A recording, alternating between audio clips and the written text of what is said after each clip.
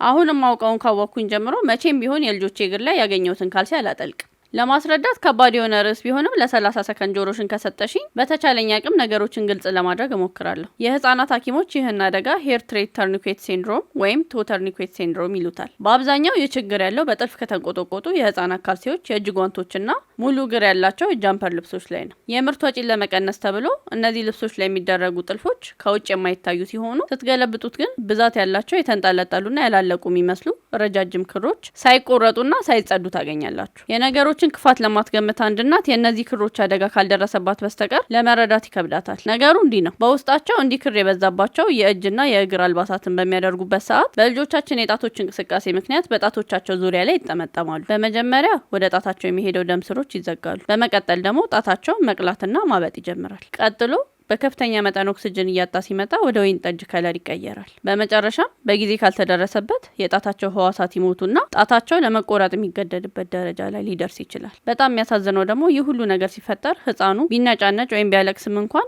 እርቦት እንቅልፋቶ ወይም ዳይፐሩ አቃጥሎት ነው እየተባለ ሰዓታት ይቆጠራሉ እንጂ ካልሲው ነው ብሎ መገመት ለየትኛውም እናት በጣም ከባድ። ይህን ተከትሎ ሁሉም ወላጆች በልጅ የእጅና የእግር ጣት ዙሪያ የሚደረጉ ማንኛውንም አልባሳት የተንጠለጠለ ክር ካለባቸው ባይገዙ ይመረጣል። በቤት ውስጥ ያሉትን ደግሞ ከውስጥ ወደ ውጪ በመገልበጥ እነዚህ ረጃጅም ክሮችን በደንብ ባጭሩ መቁረጥ ያስፈልጋል። በማንኛውም ሰዓት ልጆች ባልታወቀ ምክንያት መነጫነጭ ከጀመሩ የእጆቻቸውና የእግሮቻቸውን ጣቶች ቼክ ማድረግ ያስፈልጋል። የጣት እብጠት፣ መቅላት ወይም መጥቆር ካስተዋልሽ በፍጥነት ወደ ሐኪም መሄዱ አይከፋም።